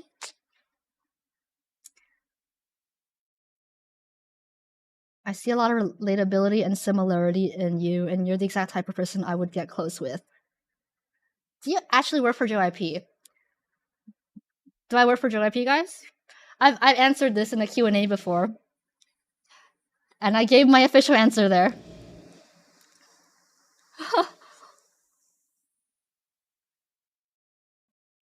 Well, you might think we're compatible based on just chatting with me through stream. But have we actually had like a FaceTime? Have we had like a one-on-one talk? I think you might think of me differently after that, maybe. Because there have been people that I've been interested in getting to know them, and then once I actually got to know them, I realized, oh, we're actually not compatible at all.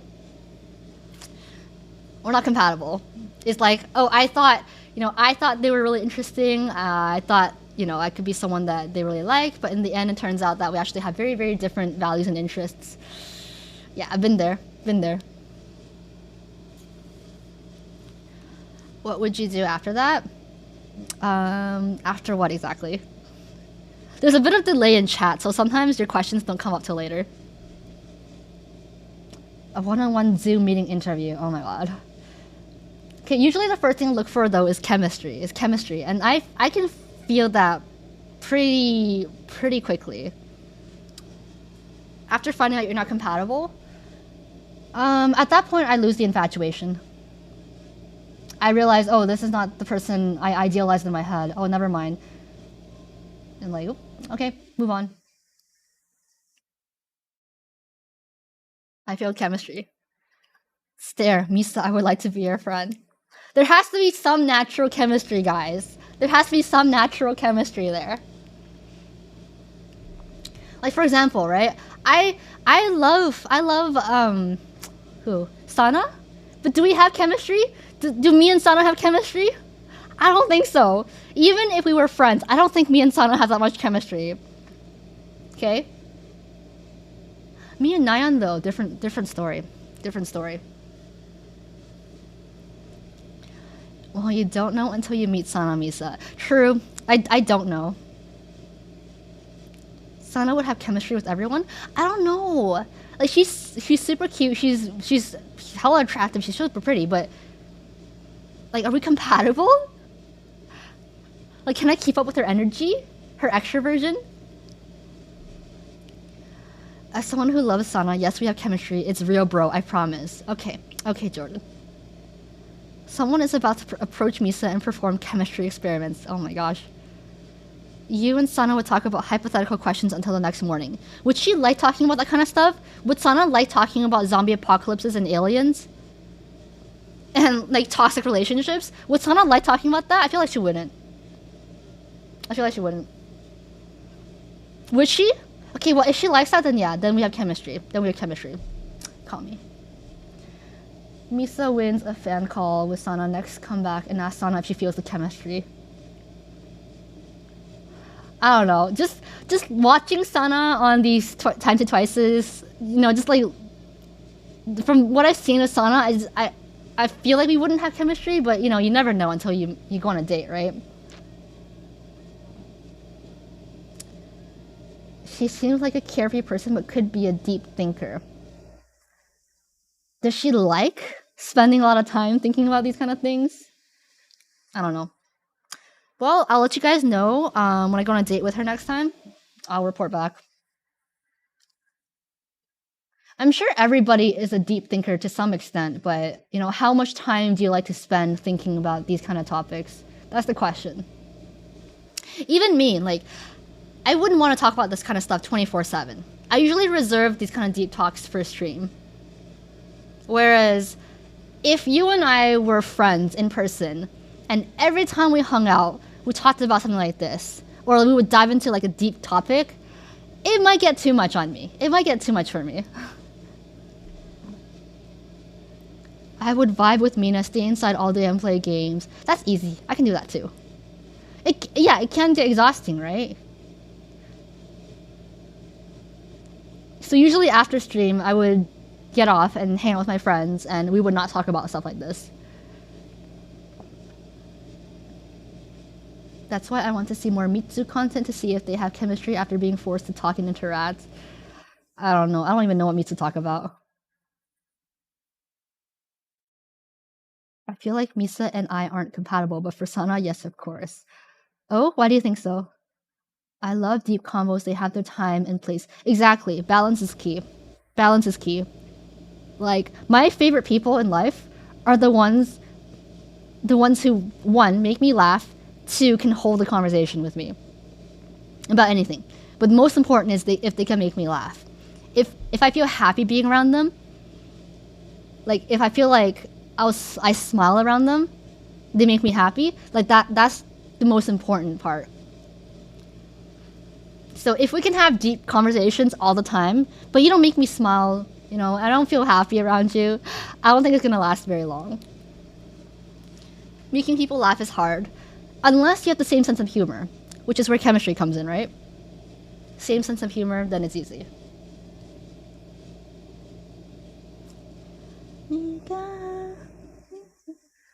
Oh, I strained for a long time today. We talked about this for a long time. And I didn't play Maple Story at all.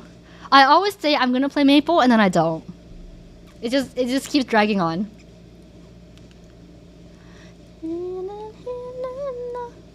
I think sense of humor is like the #1 most important thing to me. Yeah, but it's my second stream, Revan. Second stream of the day.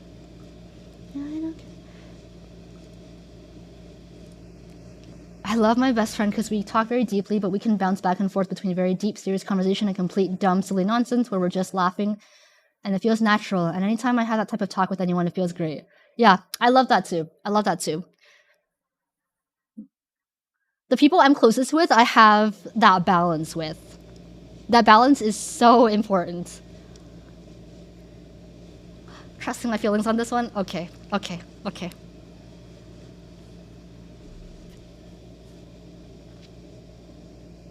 But yeah, I feel like I have that kind of relationship with chat. Because we can bounce back and forth, talking about like nonsense, silly things, and then talking about something deep like this. It feels nice. It feels nice. And the ones in chat who vibe with me when we switch back and forth, yeah, you're the ones I want to get to know. You're not happy, I don't care. Listening.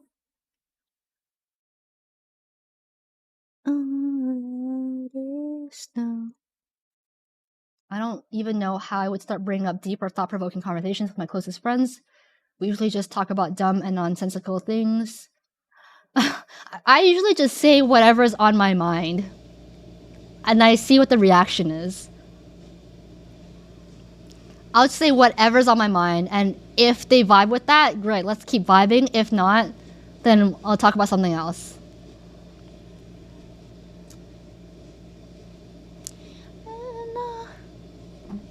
Like, if one day I just randomly ask, what do you think happens after we die? And then they go like, I don't know. Then I'll be like, okay, let's do something else. Let's talk about something else. But you know, if they answer with enthusiasm, then okay, let's keep talking.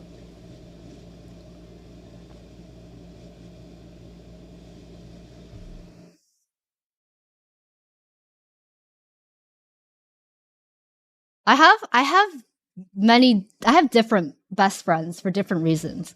Like, there is a best friend of mine who is my best friend because I trust this person more than anyone.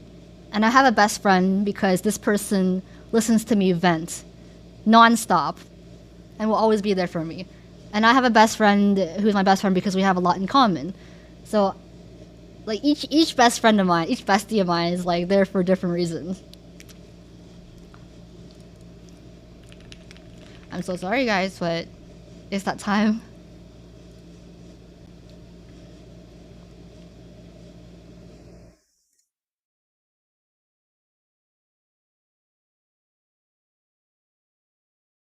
Send in your cover letters through DMs, please. I'm just kidding. I'm kidding, guys. I'm kidding. Yeah, at least the stream won't cut me off this time, right? Right?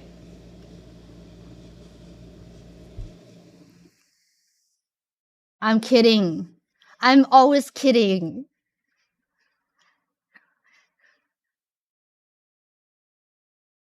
Unless making the slide deck, that's hilarious. You'll never truly know when I'm joking and when I'm not.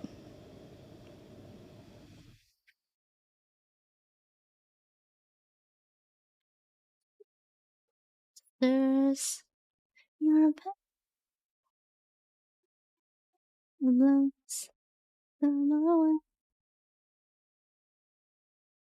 house, stairs, bro, chase them all away. Misa, thank you for the stream. Merry Christmas. Please stay warm. Don't let small meanery greet Santa with ice cubes. Remember, we appreciate you. I appreciate you guys more than you know.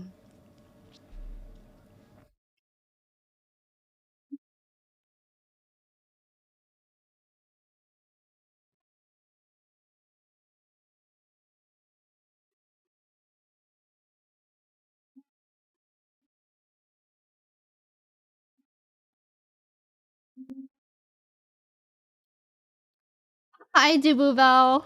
You came at a not so great time because stream is ending. Sorry to crash the deep talk, but always appreciate what you share with us. No. Feel free to crash my conversation no matter what it's about.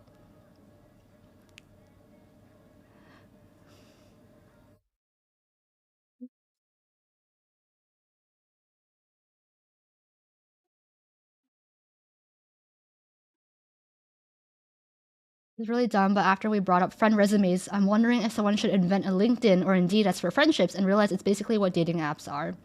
Yeah, that's what I used my dating app for. That's what I used OkCupid for, to look for other friends, especially K-pop fans. Have someone I consider as a close friend, but we hang out like once a month. I feel like Misa can't handle being away for too long. Oh no. Oh, I have a bestie. I have a bestie who replies just as slow as me. And you know what? That's perfectly fine. That's our relationship. Let's see. That's not the right song. Where is it? Oh, here it is. Happy holidays, everyone. Thanks for the stream as always, Misa. Hope you have a good Christmas. I wish they would invent like a dating app but for friends. A platonic dating app. So, guys, we're gonna wrap it up. We're gonna wrap it up.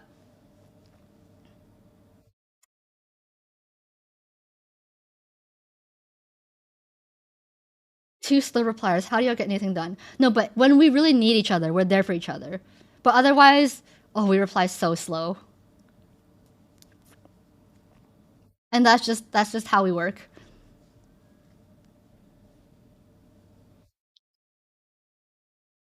Okay, guys, so Christmas is in 2 days.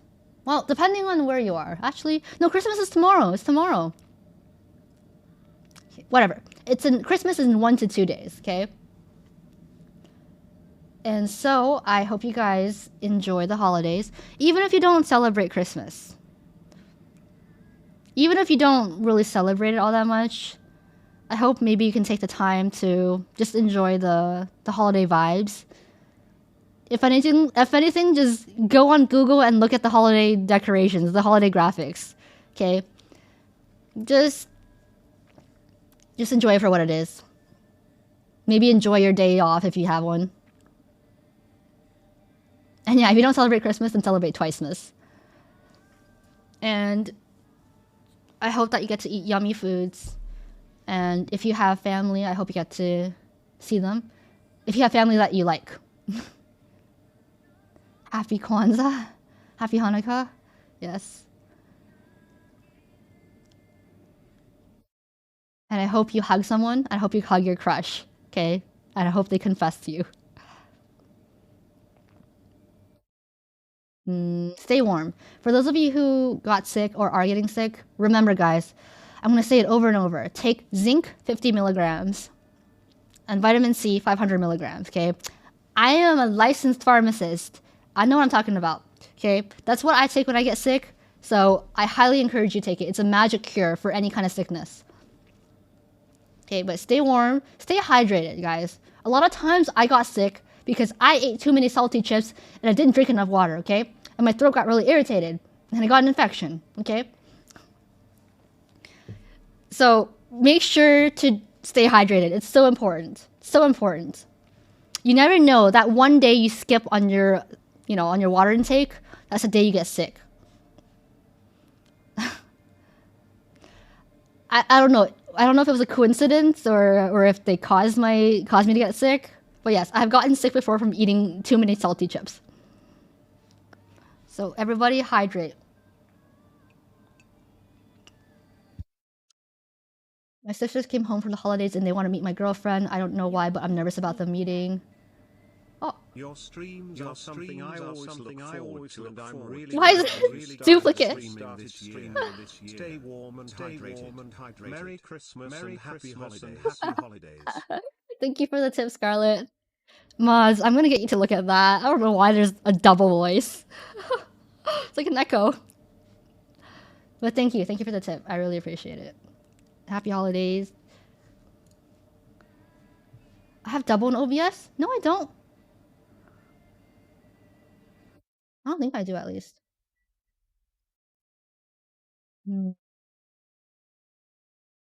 I literally don't. Okay, I'll fix it. I'll fix it for next time.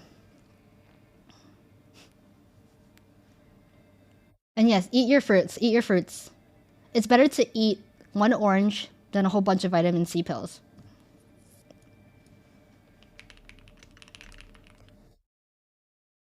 BTS understands that this is a twice stream, so it plays all the messages twice. On brand. I love it. Not really. Okay. And if you don't have anyone to celebrate Christmas with, we'll be on Discord. Okay. Don't feel too bad if you see other families getting together for Christmas. It happens. Get yourself a small meanery. She will be your family.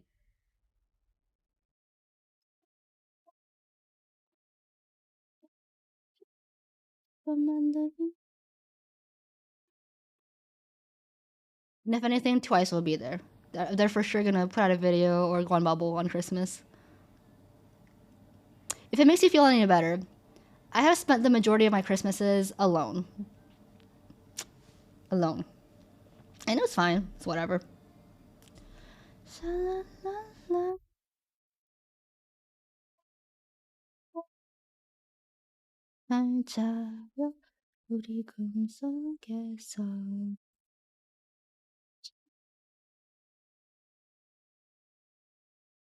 If anything, treat yourself. If you're gonna be alone on Christmas, treat yourself.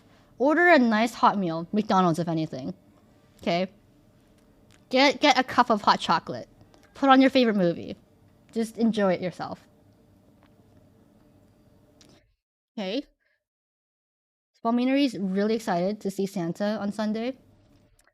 Little does she know I'm gonna put her to sleep before Santa comes. And we're gonna lay out a plate of hot cookies and milk. And not ice cubes. No, not ice cubes, Spalminary. And she's really, really excited. I've celebrated New Year's in Minecraft with the homies before. It was kind of cringe. It's cute. It's only cringe if you think it is, okay?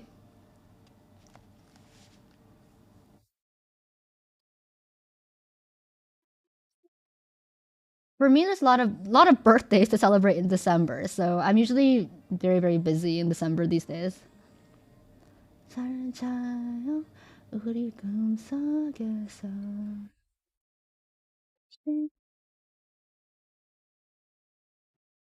Oh yes, and it's Sana's birthday coming up. But we will probably be celebrating that on stream. Yes. And thank you again, Clarny. I just looked up and saw the 100 gift subs again.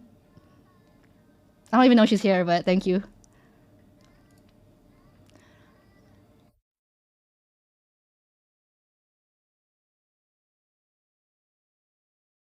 That's how.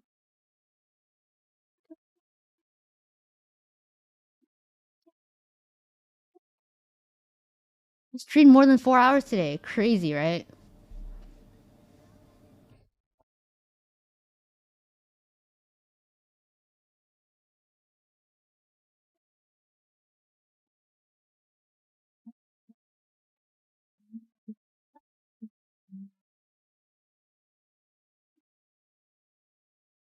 Ooh, Clarny ranks number 1 on the leaderboard. 역시.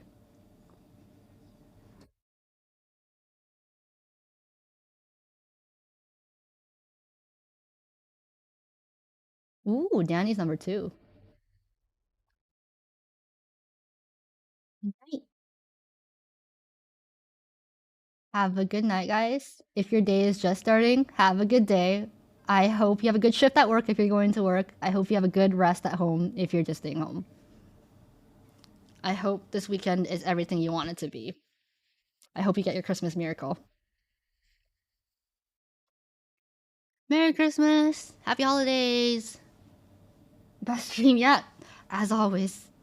Bye bye! I look forward to your resume.